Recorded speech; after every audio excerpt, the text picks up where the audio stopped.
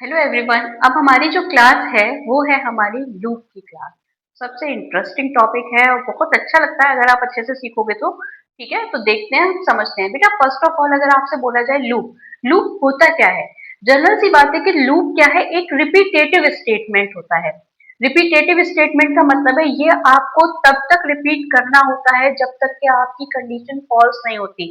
जैसे अगर मैं आपसे बोलूं कि अगर आपको किसी एक ग्राउंड के 10 चक्कर लगाने हैं तो आप क्या करोगे? 10 टाइम्स राउंड लगाएंगे कि नहीं करेंगे? तो ये क्या हुआ?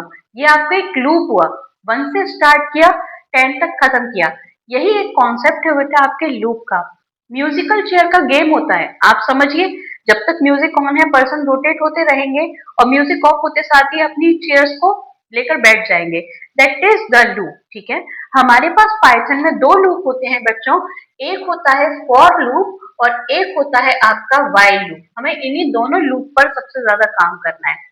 जो फॉर लूप होता है ना बच्चों, इसे हम through the range function perform करते हैं। व्हाइल आपका डायरेक्ट चल जाता है, उसमें रेंज फंक्शन लगाने की जरूरत नहीं होती है। ठीक है, अब हम और बात करें अगर इसमें रेंज फंक्शन की, तो रेंज फंक्शन क्या करता है, जहां से शुरू होगा वहां से तो आप दे ही दोगे। लेकिन अगर मैं आपसे बोलती हूँ ना आपको 10 राउंड लगाने हैं, तो आपको एक नंबर ज्यादा लिखना पड़ेगा, क्योंकि ये एक स्टेप बिफोर काम करता है आपका। ठीक है बच्चों, तो ये है आपका रेंज फंक्शन। रेंज फंक्शन एक ऐसा फंक्शन होता है जो आपको तब तक काम करवाता है जब तक कि आपकी लिमिट फॉल्स नहीं हो जाती। लेकिन ये एक स्टेप बिफोर काम करता है, इसीलिए अगर आप यहाँ पे 10 लिखेंगे तो वो 9 पर रुक जाएगा, अगर आप 11 लिखेंगे तो वो 10 पर स्टॉप हो जाएगा। तो आप लोगों को ये बात समझ में आ गई होगी। बेटा यहाँ ये जब हम ले रहे हैं तो ये तो दो एंड हो गए, एक तो हो गया स्टार्ट और एक हो गया एंड। लेकिन अगर आप यहाँ पे फिर लिखते हो टू, तो ये है स्टेप, कितने बार जाएगा। तो 1 के बाद अगर 2 लिखा है तो 1 के बाद 3 आएगा, 5 आएगा, 7 आएगा, 9 आएगा और 11 नहीं आएगा। क्यों नहीं आएगा? क्योंकि एक स्टेप बिफोर रुकना चाहिए, यानी कि वो 10 पर स्टॉप हो जाना चाहिए। एज इट इज, अगर इस जगह पर मैं यहाँ पे लिखती हूँ सपोज करिए 3, तो वो इसमें 3 का इंक्रीमेंट करेगा। मतलब स्टेप वैल्यू आपको जितनी आगे ले जानी है आप उतनी आगे ले जा सकते हो। और अगर आपको डिक्रीमेंट करना है तो आप इस तरह से लिखिए। मैंने -2 लिखा तो वो 10, 8, 6, 4, 2 इतना करेगा और इसमें रोक देगा। तो यहाँ से आप क्या कर सकते हो, रेंज फंक्शन से आप अपनी लिमिट बता सकते हैं कि आप कहाँ से जाएंगे, कहाँ तक जाएंगे। ये हुआ आपका लूप। हम लोग शुरू कर रहे हैं बच्चों अपना फॉर लूप। तो फॉर के ही प्रोग्राम्स को देखते हैं। जनरल सा फॉर बस ये है, ये एक ऐसा लूप होता है जो आपको स्टार्ट, स्टॉप, इंक्रीमेंट, डिक्रीमेंट सब एक ही जगह पर दे देता है थ्रू द रेंज फंक्शन। आपको लाइन टू लाइन लिखने की जरूरत नहीं होती है। ठीक है बच्चों, तो हम अपने इसी प्रोग्राम को बनाते हैं, इन्हीं तरह के प्रोग्राम बनाएंगे भी छोटे छोटे से फॉर लूप में। और जब ये हो जाएगा तो उसके बाद हम हमारा व्हाइल लूप भी शुरू करेंगे। मेरा फॉर का सबसे पहला प्रोग्राम जो मैं बनाने जा रही हूँ वो देखते हैं। मैंने आप लोगों से बोला बेटा प्रिंट 1, 4, 7, 10 अप टू एन। मतलब अब मैंने आपसे बोला है आपको कहां तक जाना है, 1, 4, 7, 10 अप टू एन। तो इसमें आपको बहुत चीजों को पहचानना पड़ता है बेटा। लूप शुरू कहाँ से हो रहा है, लूप खत्म कहाँ पर हो रहा है, हम इन बातों को ध्यान में देखकर आगे अपना प्रोग्राम बनाते हैं। बेटा आप लोगों को यहाँ हमने बोला है कि प्रिंट दिस, मतलब आपको ये सीरीज प्रिंट करनी है एज इट इज। तो फर्स्ट ऑफ ऑल एंड, बात की जा रही है कि आपकी वैल्यू स्टॉप कहाँ पर हो रही है, एन पर हो रही है ना, यानी कि एक दी गई लिमिट पे हो रही है। तो हम यहाँ पे क्या करते हैं, एन के अंदर उस नंबर को लिखते हैं, that is n is equals to int input enter limit या एंटर एन। आप कुछ भी लिख सकते हो, ये तो हम बता ही चुके हैं, तो हमने यहाँ पर इसे लिख लिया।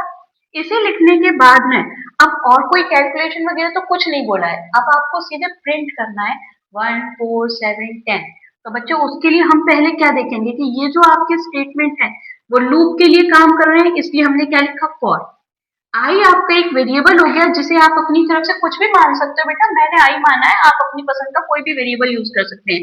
तो फॉर आई इन रेंज, अब आती है शुरुआत। शुरू कहाँ से हुआ है आपका प्रिंटिंग? अगर आप देखते हो तो आपकी प्रिंटिंग कहाँ से शुरू हुई है? 1 से। कहाँ पर खत्म हुई है? स्टॉप वैल्यू n पर, है ना? अब 1 के बाद 4, 4 के बाद 7, तो इनमें कितने का इंक्रीमेंट हुआ है बेटा? प्लस 3 का तो इंक्रीमेंट हुआ है कि नहीं हुआ है? तो हम यहाँ पे सिर्फ क्या लिख देंगे? 3 and then after print I. हो गया आपका ये प्रोग्राम कंप्लीट, ठीक है। अब आप बोल रहे हैं कि मैम ये कैसे हुआ, हमें इसको समझना है, तो हम इसको समझने के लिए देखते हैं बेटा मेरा आउटपुट का फॉर्मेशन, यानी कि प्रोसेस कैसे काम करेगी बेटा, आउटपुट कैसा आएगा। हमने सबसे पहले यहाँ पे मैसेज डाला है n is equals to int input, तो पहले मेरे पास मैसेज आएगा कि भाई एंटर लिमिट, आप लिमिट तो डालिए कितना आपको लेना है। मैंने बोल दिया मुझे 9 लिमिट तक लेना है बस, ठीक है। ओके, तो अब ये क्या कर रहा है, for I in range 1,n+1,3, तो ये क्या है, 1 से वैल्यू शुरू करो n+1, यानी कि n+1 का मतलब है कि 10 तक जाना है, एग्री, ओके। तो अभी i में क्या आया है 1, तो i के पास कितना नंबर स्टोर हो गया बेटा 1, n+1 यानी कि 10 से छोटा है, हाँ है, तो ये क्या प्रिंट करेगा 1। फिर जब हम लूप में वापस रिटर्न करेंगे ना, तो रिटर्न करने के बाद अब ये हमारी स्टेप वैल्यू में आएगा। स्टेप वैल्यू में 1, 1 में +3 करो कितना आया 4 आया कि नहीं आया, 4 भी आपका 10 से छोटा है, तो ये क्या प्रिंट करेगा 4। फिर एज इट इज वापस जाएंगे क्योंकि अभी भी हम लूप में हैं, तो 4+3 किया कितना आ जाएगा 7, अभी भी 10 से छोटा है, तो ये क्या प्रिंट करेगा 7। रिपीट अगेन, अब 7+3 कितना हो गया 10, 10 और 10 तो इक्वल हो गया, कंडीशन तो फॉल्स हो गई हमारी। जब कंडीशन फॉल्स हो जाएगी हम हमारे प्रोग्राम से बाहर आ जाएंगे, बेटा that is the for loop, ठीक है। इस तरह से आप अपने लूप को रिपीट करेंगे। ये जो प्रोसेस मैंने आप लोगों को बताई है ना, उसका ये मतलब है कि आप एक एक स्टेप से कैसे रन कर सकते हो प्रोग्राम को। ये तो हो गया आपका आउटपुट किस फॉर्म में, वर्टिकल फॉर्म में। अब आप बोलो मैम हमें वर्टिकल फॉर्म में आउटपुट नहीं चाहिए, हमें हमें हॉरिजॉन्टल फॉर्म में आउटपुट चाहिए। बच्चे अगर आपको अपना आउटपुट इस फॉर्मेशन में चाहिए, तो उसके लिए आप क्या करोगे, ये जो प्रिंट की लाइन है ना, उसमें आप ये लिखकर एंड लगा दीजिएगा। तो एंड आपका जो सेपरेटर, एंड आपका जो होता है ना, वो आपकी स्टेटमेंट्स को हॉरिजॉन्टली प्रिंट करता चला जाता है। आप लोगों को ये वाला प्रोग्राम समझ में आया होगा।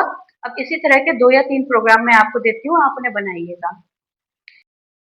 बच्चों आप लोगों के लिए मैंने जो क्वेश्चन मैंने आपको समझाया है उससे रिलेटेड मैंने आपको ये 3 क्वेश्चन दिए हैं प्रैक्टिस के। आप लोग इन्हें प्रैक्टिस करिएगा तो आप लोगों को लूप का कॉन्सेप्ट क्लियर हो जाएगा। और मैं इसके बाद आपकी जो नेक्स्ट क्लास लूंगी उसमें आप लोगों को इसी तरह से फॉर लूप की कुछ और इस प्रिंटिंग सीरीज कराऊंगी, जिससे आप लोगों को और कुछ उसमें नया पता चलेगा। आप लोगों को ये क्लास समझ में आ रही है तो आप अपने इस चैनल को लाइक, सब्सक्राइब और शेयर जरूर करिएगा। Thank you.